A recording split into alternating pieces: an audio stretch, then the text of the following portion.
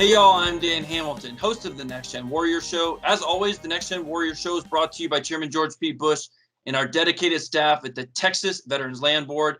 Today, we are very proud to be joined by General John Murray. He's a commanding general of the Army Futures Command based right here in Austin, Texas. Sir, it's an honor to have you on the program today. How are you? Dan, I'm great, and thanks for having me. Absolutely. So the first thing that I want to get into is the mission of the Army Futures Command. For those in our audience who may not be familiar with the agency and what you all are doing, what is kind of the day-to-day mission and then the long-term mission of Army Futures Command? So it's really kind of varied. So Army Futures Command is only 2.5 years old. So we uncased the colors here in the headquarters, which is in the UT Systems building, in August of 2018. And, you know, the history of it obviously goes back a little ways because nothing just happens overnight.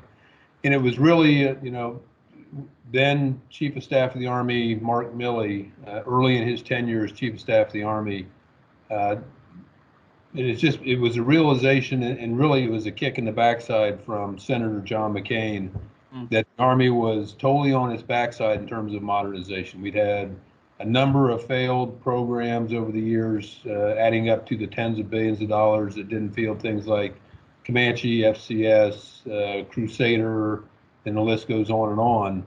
And, you know, a little bit of fear, which John McCain could do, and this was pre-testimony, pre-confirmation testimony to be the Chief of Staff of the Army, saying, you know, your testimony is not going to go very well if you're not able to tell us how you're going to fix Army modernization. So General Milley's not a dumb person. He came back, and it was a very small group. We sat around a table. We came up with a concept of how to reorganize the Army to address our modernization challenges, and about 3 years later, that's pretty much the organization we put in place down here in Austin. So if I can drill into that for a second, because a lot of the post 9/11 generation, our experience anecdotally with military modernization was the global war on terror. It was counterinsurgency. You guys are taking a totally different perspective on that, right? This is modernization is not just about the boots on the ground. It's a holistic approach to national defense. This is including cyber warfare, maybe even helping out with the pandemic. This is every side and every part of national defense is what you guys are really pushing into. It's a different focus too. So I think it was 2019. Secretary Matt signed out a new national defense strategy, and it really began to refocus the Army, because what you just said is for 20 years, I mean, we've been doing counterinsurgency for roughly 20 years, and that's where we've been focused. And that's where a majority of our resources were going, which was absolutely the right place for those resources to go, is to support the men and women from our country that were in contact, and by the way, mostly the Army. But you know, that national defense strategy kind of refocused. It did refocus the United States military, all four branches, on what we used to do when I first came in the Army, focus on a high-end threat, a near-peer competitor, and really get back to that type of skill set, which had atrophied over the last 20 years. And so it is holistic, and so it's cyber, although not as much as most people like to think, because we have a national an Army Cyber Command that really takes the lead on the cyber. So from a cyber protect in the systems that we're designing and building, that is the primary role for cyber. Not a lot of no offensive cyber, but mostly defensive protect from the cyber side. But it is everything from hypersonic missiles, which we've got a program going. We've had one successful test flight, and we've got another one coming up, all the way down to the next generation squad weapon to replace the M16/M4. There are 31 plus 4, and Army Math 31 plus 4 actually equals up to about 49 signature programs that we're managing under 8 what we call cross-functional teams. So it's multidisciplinary teams that are managing these programs, to include our acquisition professionals. And it's really through a lot of hard analysis, it's those 49-ish programs that really will keep us in a point where we have overmatch against our nearest competitors. Mm. So the second part of that question outside of the mission is when people think of Austin, Texas, they typically think of food trucks. They might think of breakfast tacos. And frankly, some people think Austin's a pretty weird place. So I'm interested to know why the Army chose to make Austin the headquarters for Army's Future Command. Well, what's weirder in Austin than the U.S. Army headquarters? It fits right in, actually, huh? I never would have thought about it like that. Well, it's actually a lot longer story than you have time for. So I think, and this all started spring of 18. Then Undersecretary of the Army Ryan McCarthy put a team together, and I think we started off with like 150 different locations where Army Futures Command could end up, and then because Congress was interested, so we had a very detailed process to start to narrow down from 150, and 100. I think the number was 150, but regardless, 149 came back and said, yeah, we're interested. One didn't, and I'm not going to say where that was, but you can probably guess. And so, we went through a very deliberate process with decision criteria that we could justify back to Congress, and we narrowed it down to 5. The 5 were Boston, the Research Triangle in North Carolina, Minneapolis, Baltimore, I think, and of course, Austin. And then Secretary McCarthy took a traveling team on the road and went around to each of those 5 cities. And there were incentives offered each of the cities, obviously, to attract the headquarters. But that was a very minor part of it. What really impressed and what really ultimately led to Army Futures Command being located in Austin, Texas, was just what Austin is famous for. I mean, the collision of innovation that was going on in the city, the fact that the Capital Factory is just 3 blocks up the road from us in terms of where small startups, entrepreneurs gather with some very innovative solutions to our problems. And we were very much focused on thinking about problems differently and coming up with different solutions than we would get from the 5 or 6 defense primes, and bringing small businesses, bringing entrepreneurs into helping us solve the Army's most challenging problems. The fact that University of Texas is like 3 blocks away was helpful because the university partnerships are important to us as well in terms of the basic and applied research that goes on in our universities. And then ultimately the brisket sold him. That's it. That's the cherry on top, I guess you could say, huh? Yeah, so it was not a hard decision. And actually people ask me all the time, what was I hoping for? I was hoping for Austin because I got a lot of time up the road at Fort Hood. So and I tell people all the time is I got 10 years in Central Texas, but I love Austin, but Austin is not like any part of Central Texas I've ever been in before. That's kind of what sparked my interest in how y'all ended up here. And I can't let the brisket comment go by without asking you if you have a preference on barbecue here in Central Texas or maybe in some of the other different cities that you've traveled to. I grew up in Ohio where barbecue means hamburgers and hot dogs. So yeah. So I have my smoking Texas barbecue skills honed. So it's Absolutely. So I'm interested too to talk about your advice for junior enlisted and junior officers who are just coming into the military. And from a macro level, you're looking at the threats that they're going to face. You're looking at the ways that we can counter them. But what would your advice to them be, or what do you think, what do you think the threats that they will face going forward? What are maybe the top 3 that you're going to say, hey, you're going to need to be ready for this. You need to start training now. Yeah, the one thing before we get into that though, Dan, I would say is, whether you're talking tomorrow, when we talk future, and people say I'm crazy for trying to think this far out, we're really talking out into the 2030s, even in the late 2030s. And that's primarily because if I'm going to make investments in science and technology, it's going to take that long to mature and get into a program. Right. But the one thing I would say up front is the one thing, a couple things that will not change, no matter what time frame you're talking about, is people are are and always will be the Army's #1 asset. I mean, we are a people organization. And then the second thing I'd say is that will never change is their leadership will matter today, and it will always matter in the future. And I do think people often talk about asymmetric advantages, and they talked about, the IED is in Iraq and Afghanistan is an asymmetric advantage. I do think the quality of our people and the quality of our leadership is and always will be our asymmetric advantage, because we continue to attract the best and the brightest across the country, even though only about, I think it's less than 30% of high school kids qualify to come into the military right now.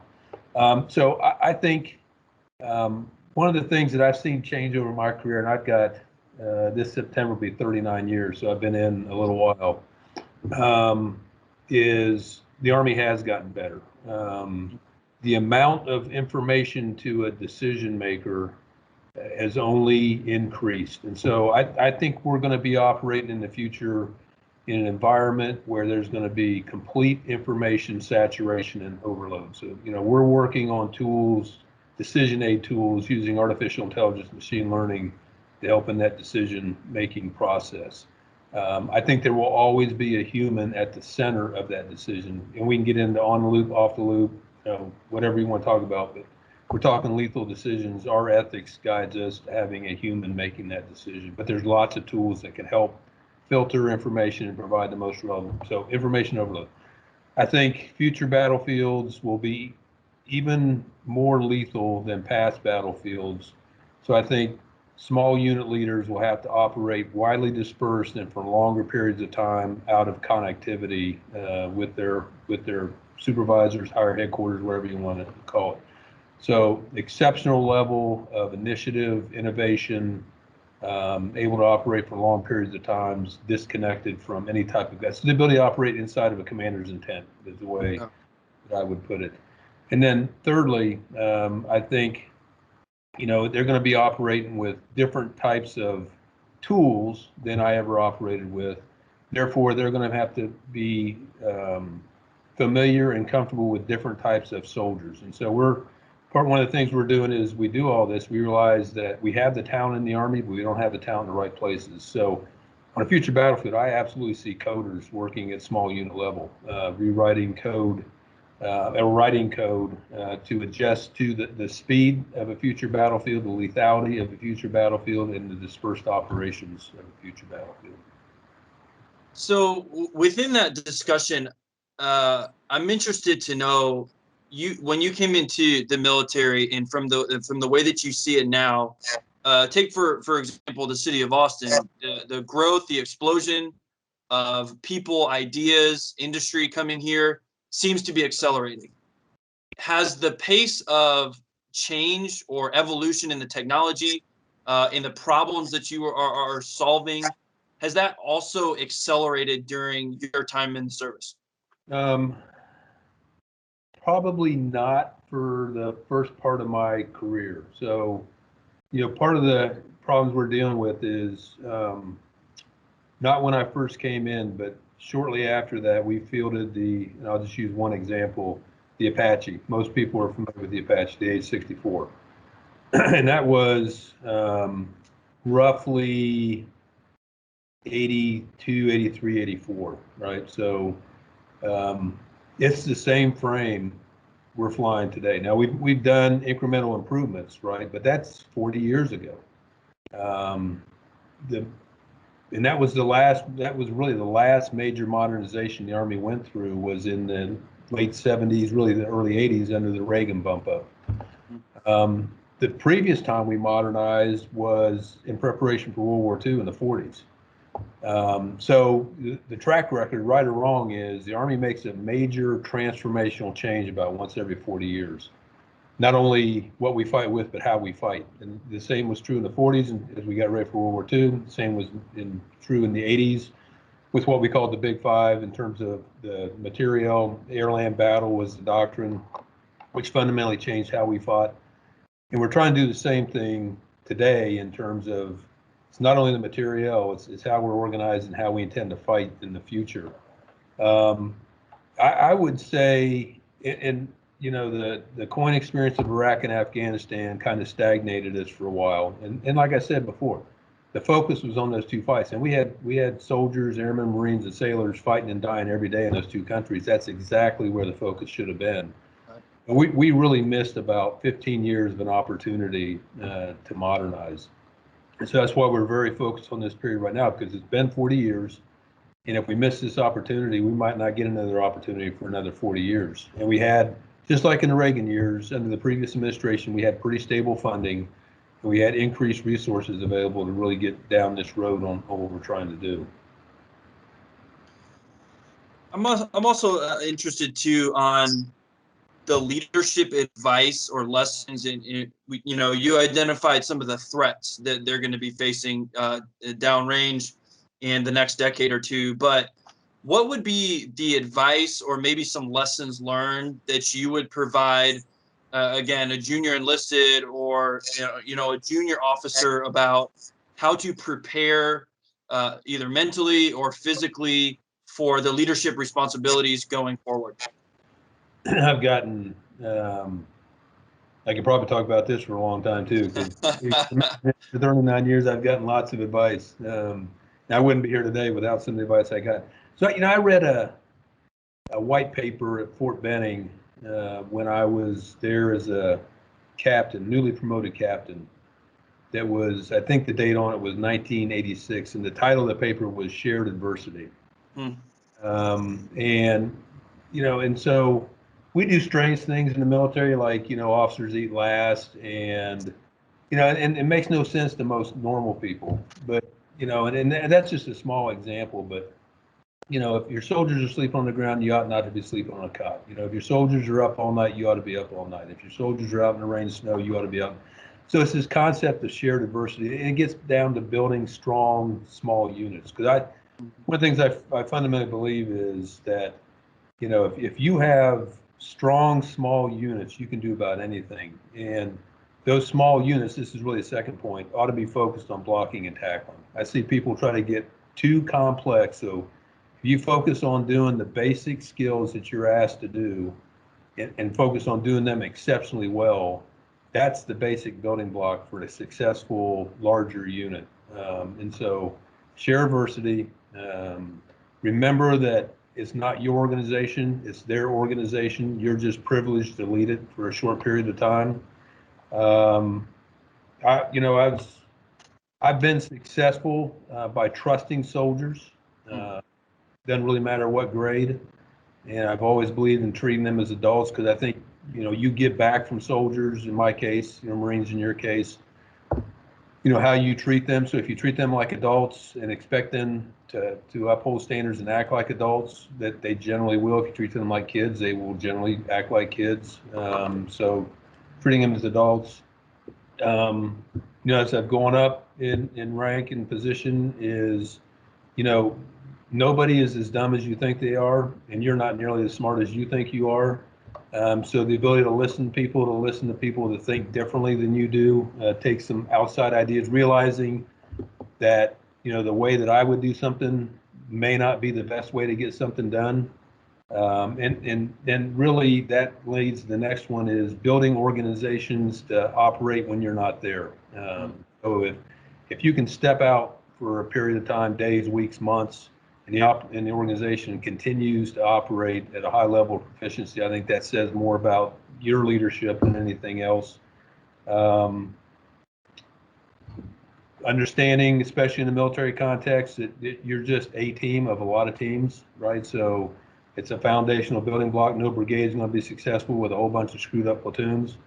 And then lastly, that I think served me pretty well, is listen to your boss and do what your boss tells you to do first, and then go do what you want to do. Can I ask you a little bit about your career too, to reflect on it?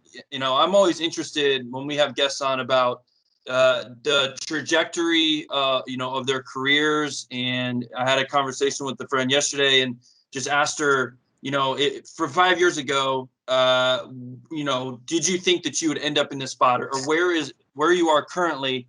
How much different does that look from the day that you started? And so I'm interested to know, when you first got your commission in 1982, I believe, and you look at the trajectory or the arc of your military career, did you know at a young age that you wanted to pursue a career in the Army, and two, not just a career, but to get to such a leadership level where you're the commanding general of Army Futures Command?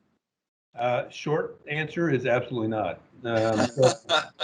That there is honestly, I have an uncle who's deceased now that served in the Ohio National Guard. He was in during the Korean War, but he was in what they called special services back then, which sounds really cool. But what he did is he played baseball for the Army. That's not a bad gig. That sounds pretty nice. But so no, I mean that was the extent of it. I am in the Army today because my father was my high school principal and he was not going to pay for college. So this was back in the day when college applications were paper. So I have no idea how many nights I spent sitting at the kitchen table filling out college applications. And the only scholarship I was offered was Army ROTC at The Ohio State University. And then, of course, once I was offered a scholarship, there was no turning it down with my dad's, it was that or I was going to work. So I went through 4 years of ROTC at Ohio State, loved it, loved the people I was with, was commissioned. First assignment was in Panama. I had no idea if I would go past the 4-year commitment. I mean, I didn't even think about it. Got to Panama, loved the mission, loved the soldiers, loved the people I was working with. Went to what we called back then the advanced course at Benning, went to next assignment at Fort Carson, Colorado. And it's just a repeating story, right? So never really made a decision this was going to be a career, this wasn't going to be a career. It just kind of happened. My goal coming in the Army only because Sergeant Major Robert L. Smith, old crusty sergeant major at the ROTC detachment, convinced me to branch infantry and convinced me that any worthwhile infantry officer should be aspiring to battalion command. So that, the first part of all I ever wanted to do was be a battalion commander. And then as I was getting through that, it dawned on me I had no other career goals left. I'd matched my career goals. I was probably at the about the 16, 17, 18 year mark.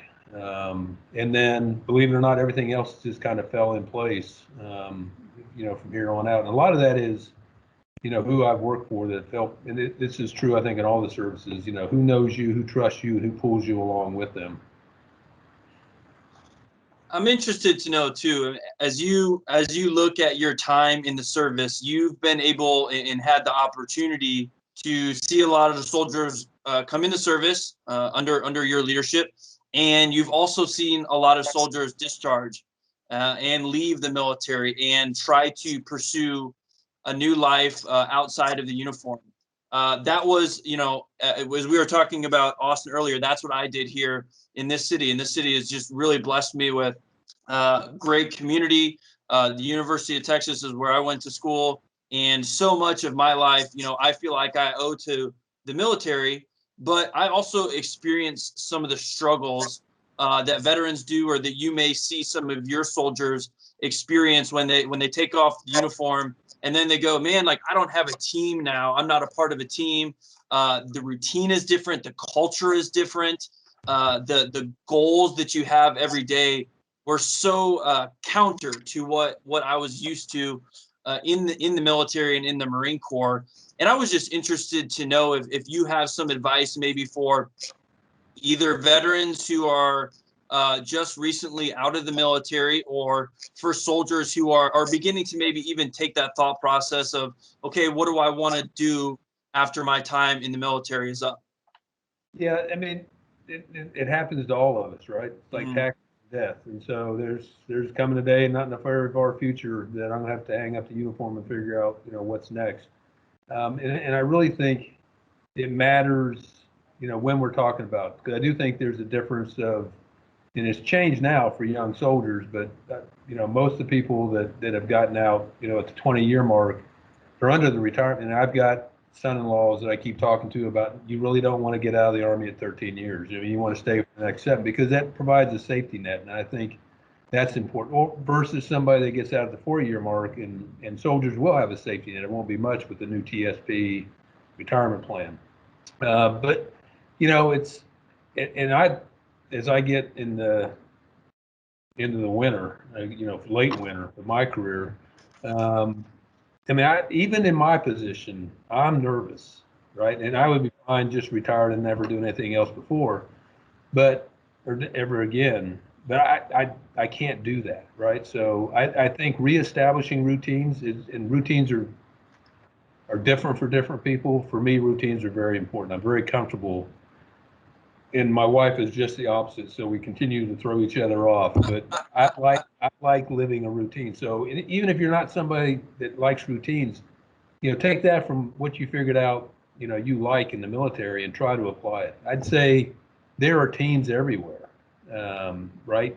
So if you're a religious person, there are teams associated with your church group. If you're not a religious person, there are intramural teams that are, even in the city of Austin, and there are community service teams, projects teams, Habitats for Humanity, and that can be your team. So I think there's ways that you can find that team, and we often talk about, what's missing when you get out of the Army is that camaraderie, that common purpose, that drive towards achieving that objective. I think that can be found if you look. And what I'd offer to them is they offer much more to their community and much more to whatever team they find than they realize, right? And they offer much more to an employer than that employer realizes. I mean, you hire a vet, you're getting somebody that knows what it means to show up on time. You're getting somebody that knows what it means to work together to achieve an objective. You know what it means to work drug-free and alcohol-free. And so I think we do an okay job letting employers, and there's certain people out there that do a pretty good job hiring vets, but I really think that people underestimate what they get when they hire a vet. And the last thing I would tell them is be awful proud of your service, even if it's only 4 years, right? So I forget what the exact figure is. If you add up all the military reserve component, all 4 branches, I think it's a little less than 1% of Americans are wearing the uniform. And we've asked an awful lot of that 1%, especially over the last 15, 16 years. And if you're a soldier, and I know the Marine Corps, we're stealing this from the Marine Corps because you're much better than we are, you're a soldier for life, right? So talk to young people about the opportunities the military offers. And then I would ask them to just like you asked me, when you came in and you were 18 or 22, enlisted or officer, whenever you came in, whether it's 4 years or 20 years, I mean, was it worth it? And I think most people would say it was worth it. And so be a soldier for life, communicate, because I worry tremendously about losing touch with the American people. And I think the Army especially, maybe not especially, but Army at least, is becoming more of a family business. And I kind of worry about that because we're losing touch with the rest of America. And you probably had the same experience. And I talk to people in the airport, and you try to explain to them what you do, and it's just you're a soldier, right? So it's Rambo, it's the movies. It's like, no, it's not. It's the Army's made up of doctors, nurses, engineers, scientists, technicians. I mean, I got people working on quantum. So there's just all kinds of opportunities out there. Yeah, I wanted to hit on just a couple more things here too. I'm glad you brought up the concept of finding a team and finding your tribe after the military. You talked about how when you're in the service, when I was in the Marine Corps, I had my 20 guys or my 15 guys who were on my squad. We were all pushing in the same direction. But I think it's crucial, and I always try to preach to the veterans here in the community in Central Texas and around the state, that you got to find your tribe. You have to find other ways to continue to lead and serve, because having that purpose that is bigger than just yourself is really, I think, one of the healthiest ways that you can transition out of the military is to stay involved and to continue to serve your country, even if it doesn't mean you're not wearing the uniform. Yeah, and everything, and I agree 100%. And they offer unique skill sets to whatever that tribe or team is. You know, I should have said this before, Dan, but the other thing I worry about is we tend to be a pretty proud type A type in the military. So, and I tell people say, ask me all the time, so five years between Iraq and Afghanistan, did it affect you? And it's like, of course it did. Right. There's no way you spend 5 years in Iraq or Afghanistan and it doesn't affect you. Some people deal with it differently. Some people deal with it better than others. Is don't be so proud to not ask for help, because there's all kinds of help out there for our veterans. And don't be so proud that you can't accept a little bit of help when you need it. And a lot of times that help may come from a different veteran. So I actually think veterans organizations are important, because the common language, the common background, I think can help us get through a lot of what we go through. Yeah, I'm glad you said that. And one thing that, we here on Next Gen Warrior, we try to promote the success stories, try to promote the achievements, and then and encourage those who are struggling.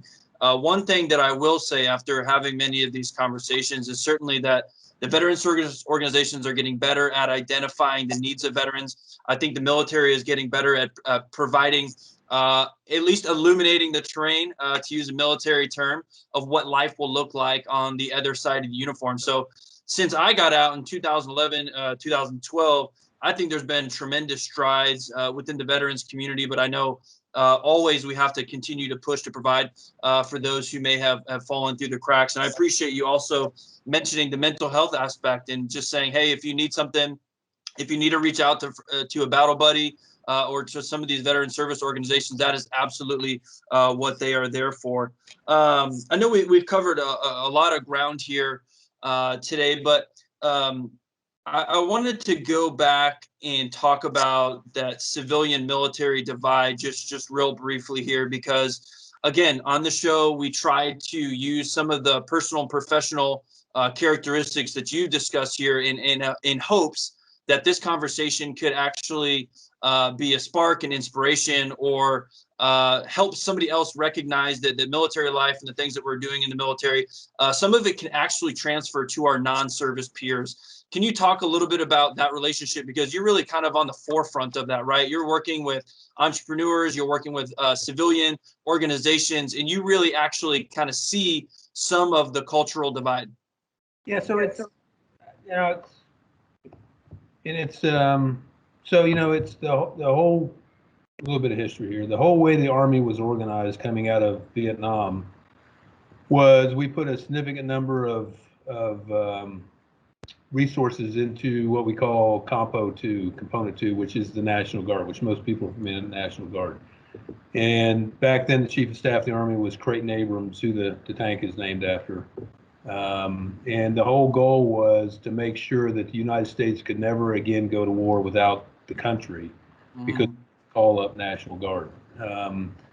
The fact of the matter is, we did that during Iraq and Afghanistan, during the global war on terror, but not to the extent that was ever imagined. And I appreciate the American people saying thank you every time I'm going through an airport. I go here in Austin, just as much as every place else, saying thank you. But I think we need to take time to understand each other, because we're a reflection of American society. And if people lose touch with the military, that's our recruiting base. And if moms and dads don't trust or don't know anything about the military, their choice is going to be to go work at IBM or go down the street and work at whatever, as opposed to join the military. And that's why, the Soldier for Life and talking to kids and parents and educators, I just think that, we're a reflection of American society. And, one of the areas I'm in is artificial intelligence, and I get pushed back all the time is, military can't have artificial intelligence. You're going to build Terminator. It's like, no, we're not going to build Terminator. You set the policies for the military, through your elected representatives. And so, I try to have conversations as much as I can, but I just think, and it's just not what, I don't think the American public has a basic understanding of the, when we say service to the nation, what we mean.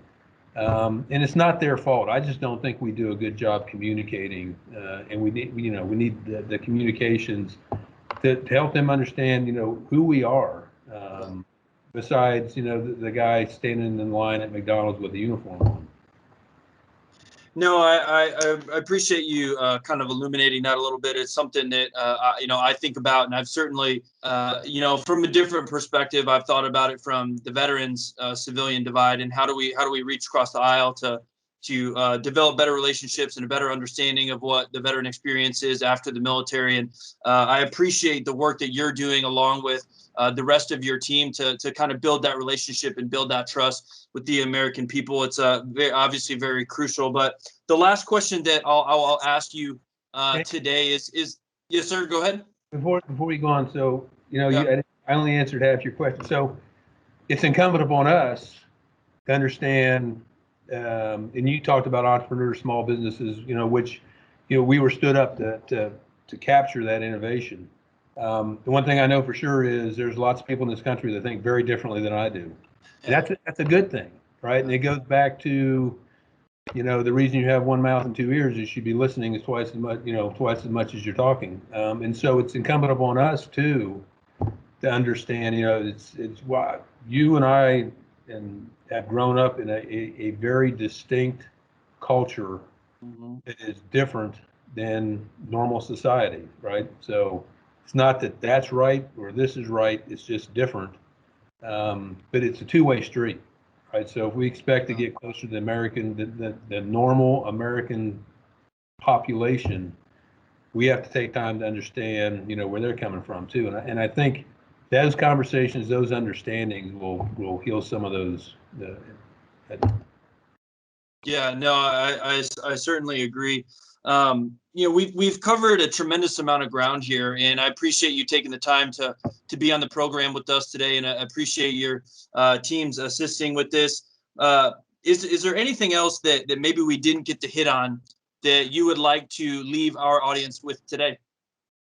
So understanding you're reaching out primarily to, not always, but not solely, to vets, either new vets, old vets. And I've hit most of what I wanted to say, but other than to just thank them for their service. And those out there that are vets, and hopefully this is part of the conversation, know what we put soldiers, Marines, airmen, sailors through, and as importantly, what we put their families through. I got a daughter that went to 4 different high schools, so it's a tremendous burden. But I say that almost tongue in cheek because I wouldn't trade a minute of it.